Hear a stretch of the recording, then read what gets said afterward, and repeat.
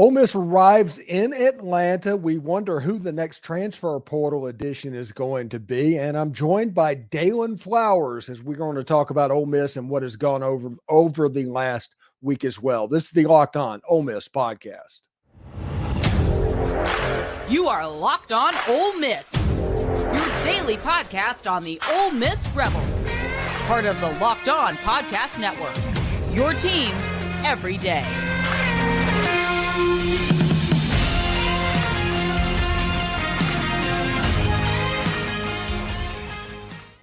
Hello, I'm Stephen Willis, and this is the Locked On Ole Miss podcast, and I am joined tonight by Dalen Flowers. He normally does Monday night, but Monday night was Christmas, so he wasn't able to do that. But we were able to get him on tonight as a part of the Shark Tank Live. Dalen, you're muted at the moment, but how are you doing, buddy?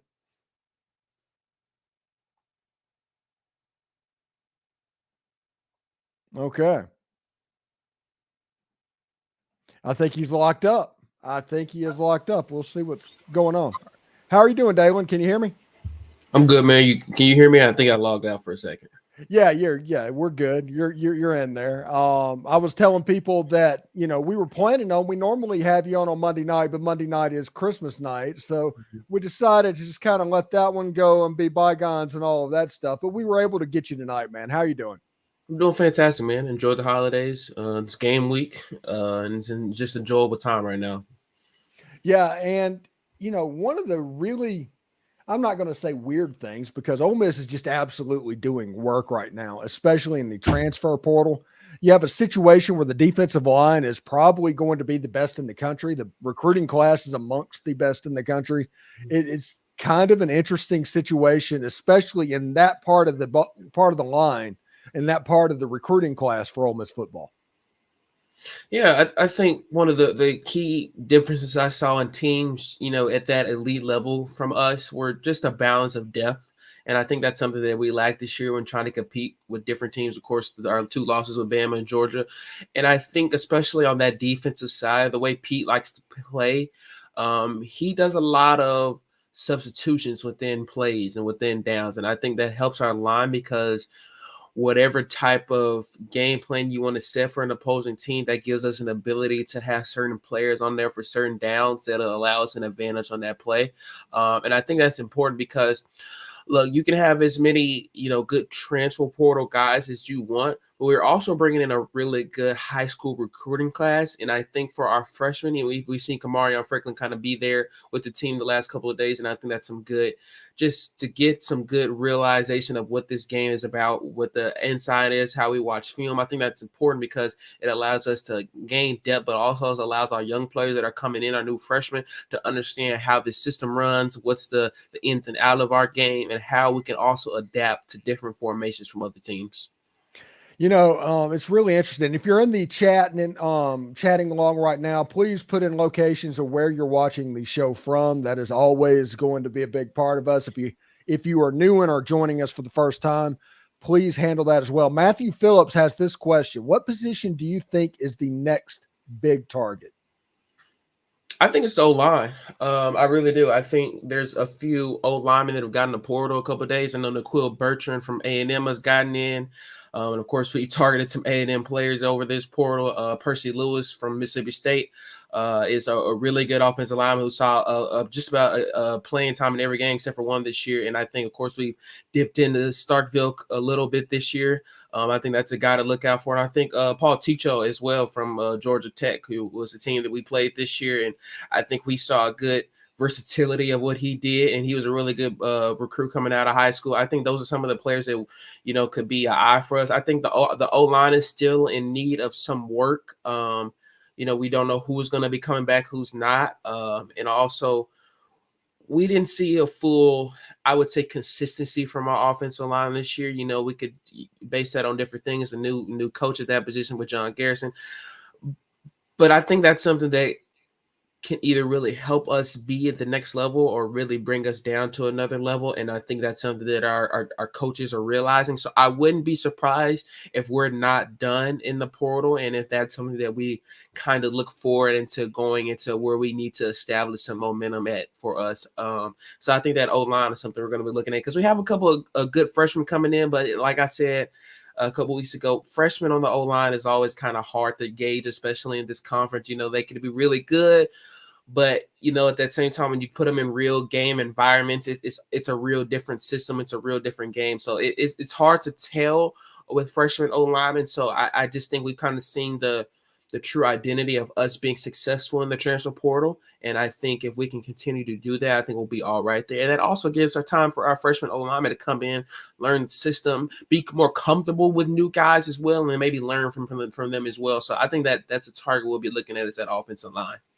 Yeah, and everybody that asks is like, I think the O-line is going to be a position that it gets attention over the next couple of weeks as well. I also think cornerback, and this is one thing. This is how this has gone, just for anybody that's curious about it. About 2 weeks ago, maybe less than that, there was a post by Jackson Dart that was liked by Domani Jackson, the cornerback out of USC.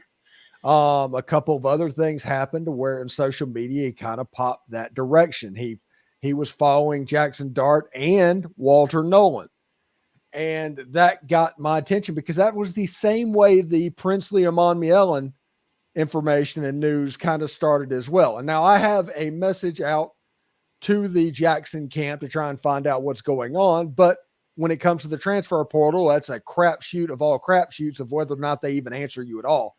So you have to kind of go off of feeling and what guts, and if people around Ole Miss might be interested in that situation, and you try and piece together context from all angles through the transfer portal.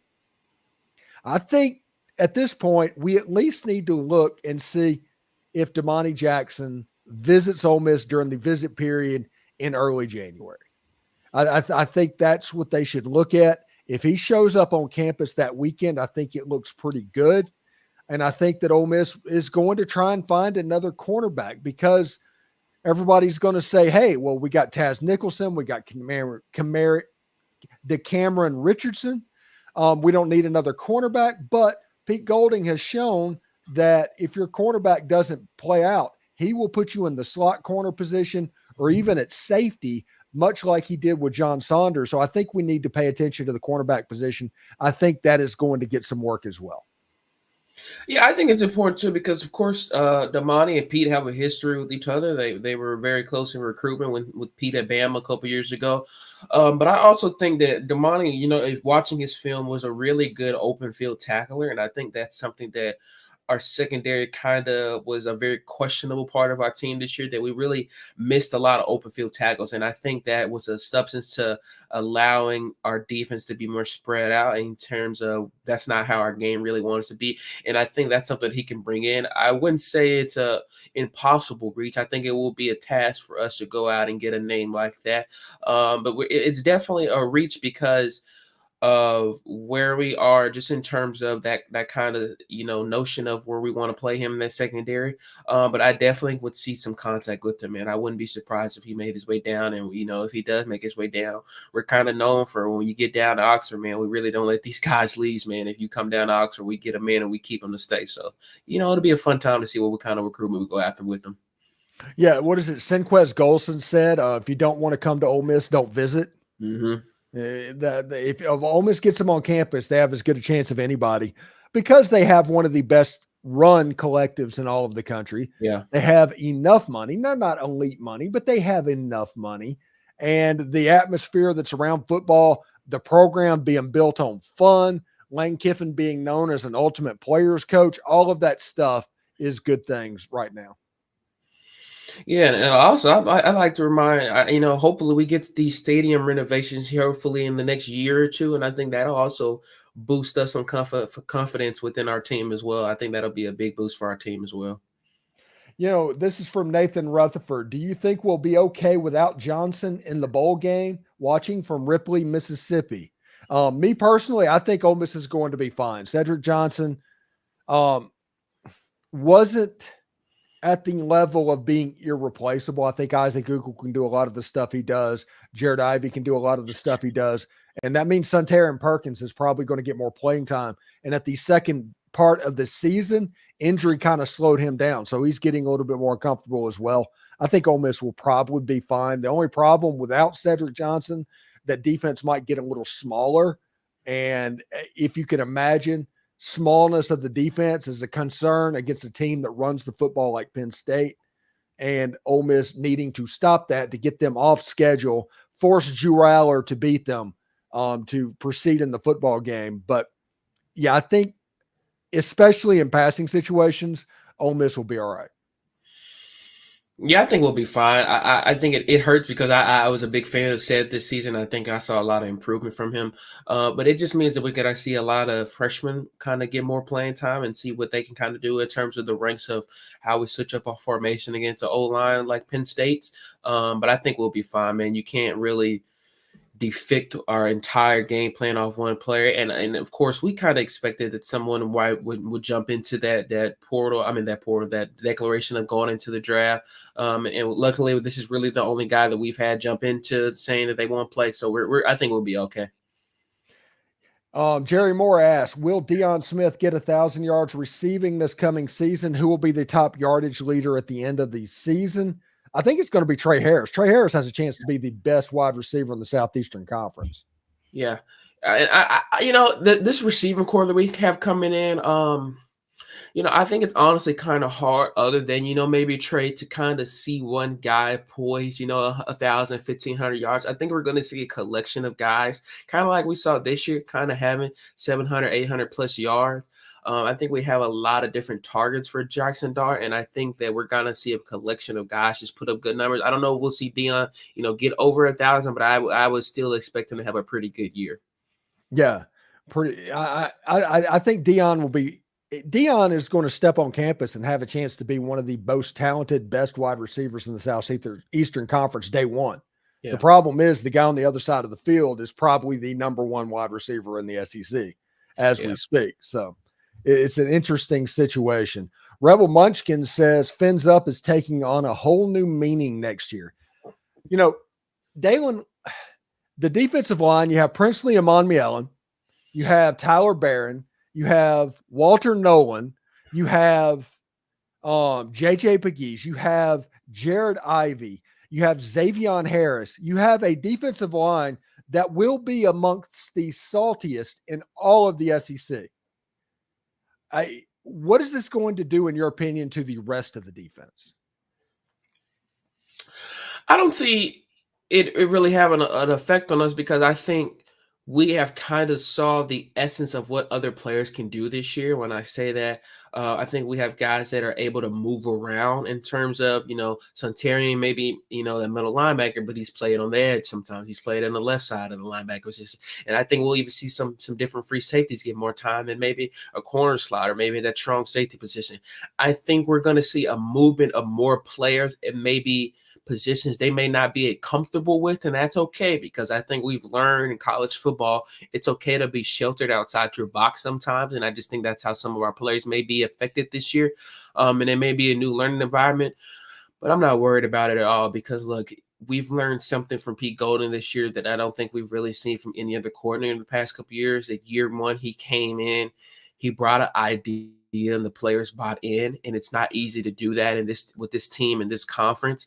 And I think he's going to continue doing that. And as long as the players believe what they're being told and taught and enjoying their football, I see no problem with our defense, man. I think everyone it's going to be a learning task. It's going to be a growing pain. It's at the start. And that's just because the tell of how players are going to buy in. But if we all buy in, and then if our players buy in, I think we'll be fine.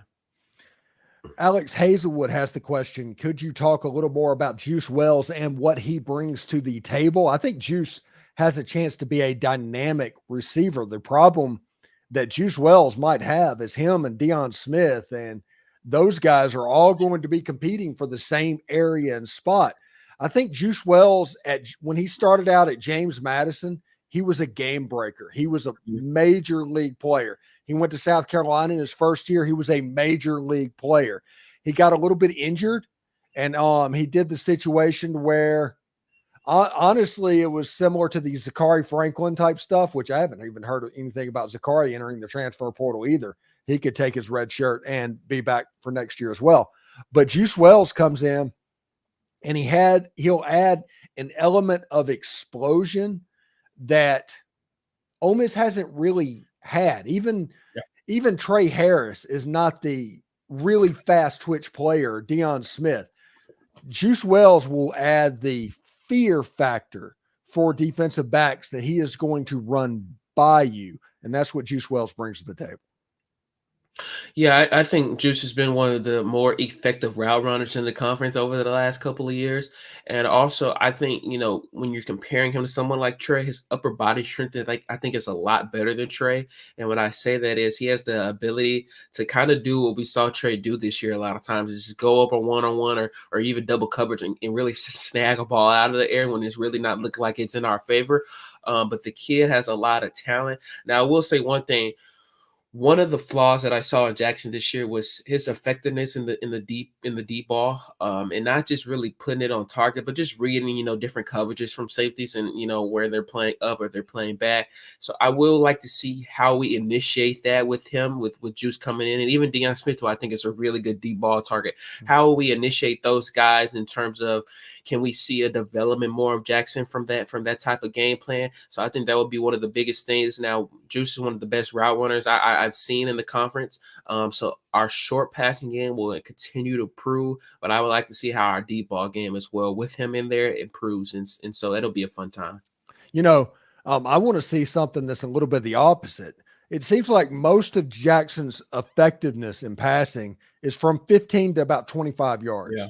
That's the area where he is really good. I want something closer to the line of the scrimmage, closer and quicker. Get the ball out of your hand, affect the timing of yourself on passing plays, so defensive lineman doesn't automatically know that you have 2.5 seconds to get back to a certain point. I think that timing, Juice Wells, the ability to get off in those pop passes, that not since Elijah Moore has really Ole Miss had the ability to do that. I think Juice Wells brings that to Ole Miss's offense.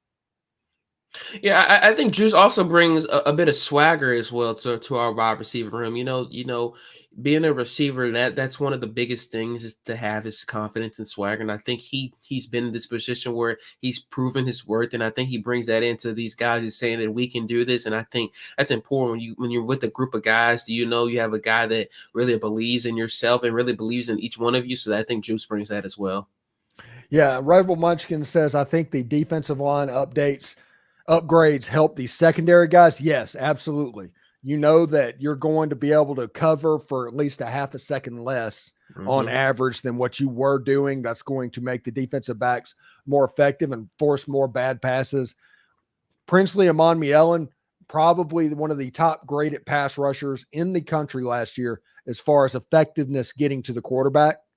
You bring him in and put him on the edge. Walter Nolan, when he is healthy, is probably the most dominant defensive lineman in the Southeastern Conference. JJ Pegues goes from being the guy on the defensive line to being the third guy. And if you want to know the effectiveness of that, look how Jamin Brakefield and Matthew Morrell is playing in basketball right now with having a 1 and 2 in. It just makes everything a little bit better. I think Jared Ivey is going to be there. Tyler Barron is going to push everybody as well.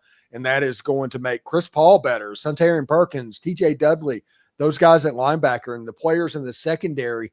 Because of that, it's going to be kind of a domino effect, and you're going to have the best defense in the Southeastern Conference and the best one that Ole Miss has probably had since the Red Death defense of 1992. Yeah, I think, each one of these transfer guys and even our recruiting players on the D-line bring a different element, and they're all really good at something that someone else may not be good at. And I think that's really what separates our line from other teams, is that we continue to see improvement. And when we see those different installs from players, that means our improvement really is not going to try to go back down. It's going to continue to go up. And I think that's the best thing for us. Jerry Moore from Pascagoula. Looking at our O-line coming back, we have numerous sophomores and juniors. A couple should shine, question mark. Yes, they really like Preston Cushman. They really like Bryson Sanders. Those are two players that you should keep an eye on as well. Also, there's probably one or two other players that could pop up that we're not even thinking about that could make games in the offseason. Should be pretty interesting. Jay Cannon asks, after the Peach Bowl, do you know when the spring game is? It's probably in mid-April because that's usually when it is, but it all depends on if they're doing the outdoor concert again and stuff like that. But I do think they will figure out a way to do that. And I think they're going to have 20, 30,000 people at this game because the fan base is going to be completely jacked up about this team. You're muted. It was a decent showing for the spring game this year. I think the ideology of the different quarterbacks coming in this year brought in a different spark for our spring game this year, and I think we're going to see the same kind of pop out from fans this year based on our portal work. So it'll be a fun time, but also I would like people to not just come to the spring game, but the spring practices leading up to those games. You'll see a lot more of true outside work that you wouldn't see in terms of like the games or even the spring game from our players and our coaching staff that you'll really kind of see as an eye popper. So if you're in the chance to get in town for a couple of those spring practices before the spring game, you'll find you a good show for those as well. Yeah, they generally open those up and host them in the stadium in the spring as well, and it should be really fun. By the way, I through my sources, I should say, I found out that Austin Simmons has been taking number 1 and number 2 reps during bowl practices. So that kind of shows you how advanced that quarterback is. I'm really interested to see how he will do, how Walker Howard will do, and that's on top of Jackson Dart, because I don't anticipate Jackson Dart leaving. Don't let anybody fill you out and mess with you on that one. But Austin Simmons having baseball, I think that puts a little bit of a monkey wrench into it. Yeah, I also think, him being a baseball player also brings a different element for him in terms of, people talking about Walker or Anthony Mattis coming in about him leaving. I think that brings an element of him really wanting to be here more just because he has that different element of playing baseball here. But I'm excited to see because I think the kid has a lot of potential, more than we've kind of seen from any quarterback coming into this program in a very long time. And of course, he's been with the program now for a year, and that is just going to continue to show his success and his improvement. So it'll be a really good time to see how he develops and see how our coaches use him in whatever system they may be looking at in terms of the next couple of years. So it'll be a fun time to see how he develops. Nathan Rutherford asked, how does our low line compare to possibly the best defensive in the nation? It's going to be better. They're not going to see a defensive line that's going to be as good as the one they see every day in practice. It's going to make the offensive line better. I do think that Ole Miss's offensive line gets a bad rap for two things.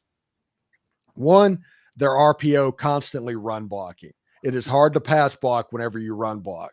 And if you do long developing RPOs, which Ole Miss has been known to do, the quarterback's going to take some hit and people are going to get open in rushing the quarterback that wouldn't normally do it if you were setting back and catching. Second of all, I think Ole Miss is in love with the deep ball a little bit. And like I said earlier in the show, I would really like it if they would get things done a little bit quicker, run some first level RPOs, run some old school stuff and mix that up from time to time. Yeah, I'm not worried about O-line. I think this is a test to where we have been and where we're going. And I think we're going in the right direction. Look, I think, Bryson Sanders is one of my favorite players on our team. I think we have brought players on that line that really have a love and tradition for this school. And I think that's important because they're really bought into seeing the success of this team one step at a time. Look, it's not going to be an overnight sensation.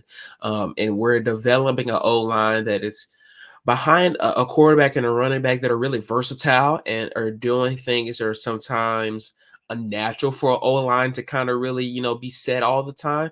But I'm not in any concern on our O-line. We had a lot of question marks at the beginning of the season, but we saw a quick turnaround from them, and we've seen them consistently get better over each game and every week. So I think we'll be fine going in that direction. Oh, Nathan Rutherford said he was meaning the bowl game. Okay.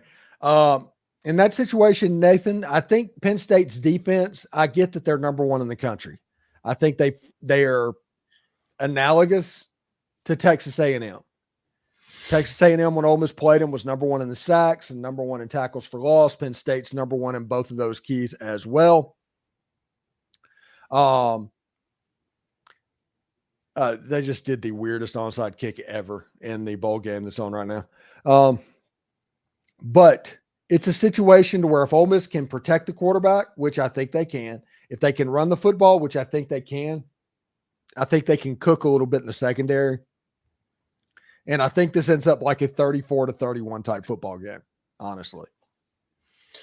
Yeah, I think we'd have to see a balanced type of game from our offense against Penn State. I don't think we can lean too heavily on either part of our offense, whether the run or the pass game. I think if we can consistently use both effectively, I think we'll be good because they have a secondary that is really flexible, and they love to use their safeties really kind of in a false formation, kind of playing back, but they're really fast, so they come up very quickly. And so we have to be able to read things like that. But our O-line will consistently be okay. We can find a consistent development of both the pass and the run game.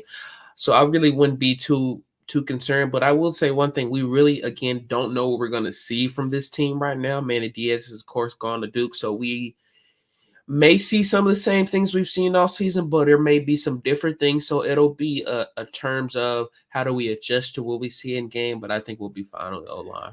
Yeah, one key in Manny Diaz defenses is fast flow, and they really come down, just like Dalen just said about safeties completely attacking. I think that you get them off by running misdirection, by running screens, by running draws, by getting the ball out of your hand quickly at times. And if you do that, I think you will be all right because these Manny Diaz defenses, whenever they break, whenever it doesn't work, it really doesn't work. It's not a situation where it just barely doesn't work. So if you're effective, you have a chance to absolutely boat race this team. If it's tight, he's probably going to shut you down, but there's not much in between. Yeah, and I just think one of the keys for us is taking care of the ball, man. I think we've done a pretty good job of that this year, but we can't give them the opportunity to counter on our mistakes. And so we have to take care of the ball. And also we have to limit the penalties. That's something that kind of hurt us all year long, especially in the O-line, really with the holding penalties. If we can diminish some of those things, I think we'll be fine. And just play our game and don't try to play a bigger game than it's needed to be. Play our football, play our brand of football, and use what we have the ability to be really good at. And I think we'll be fine. Yeah, it should be a whole lot of fun indeed. It's a Pac-12 referees in this game. So you're not going to deal with everybody on the holding calls and all that. It's not going to be like that. It could be a situation to where they call holding on both teams every play and they just let people play all together. But it's not going to be like SEC rules during the season, honestly. Yeah. Sorry I keep bugging out, you guys. No, it's all right. Anyway, we are going to probably stop it right there. It looks like the chat has calmed down a little bit. It was lots of fun. It was Shark Tank Live. We will be back next Tuesday to talk about the Peach Bowl that was. Tomorrow night, we will have Pratt Rogers, I think, or maybe David Eckert. We have David Eckert, Pratt Rogers, Tim Thomas, Tom Vanderford, Michael Katz lined up for everybody during this week. We'll have a pregame show on Saturday. We'll have a postgame instant overreaction on Saturday. Friday, I will be at the Under Armour All-American game, getting interviews with Ole Miss commits and Ole Miss targets. And on Sunday, I will be at Under Armour All-American practices with Brian Smith, putting eyes on these players at one time. So I'm pretty fired up about that as well, man. I love going to the Under Armour All-American Day. I spent 10 years at Rivals.com So it's kind of like me going back into my element and all that. And I just enjoy it. It's comforting. Yeah, man. And like, if you see me this Saturday, I'll be in Atlanta. Please come speak, man. I'd love to see you guys. It'll be a fun time for us. I'm excited to be a part of this football tradition, be a part of this school tradition. Man, I love where I'm at. So just keep enjoying what you have. And guys, you know, you don't really get a 2 10-win seasons in 3 years. And we have a lot of good insight going into the next season as well. So continue enjoying where we're headed right now, guys. Yeah, and we honestly just love having Dalen around on the channel, and I love the perspective he brings as well. So thank you very much for that, Dalen. And we'll reach out to you and find out what's going next week and get all of your thoughts on the Peach Bowl. Of course, man. Thank you. As always, hotty toddy, y'all. Hotty toddy.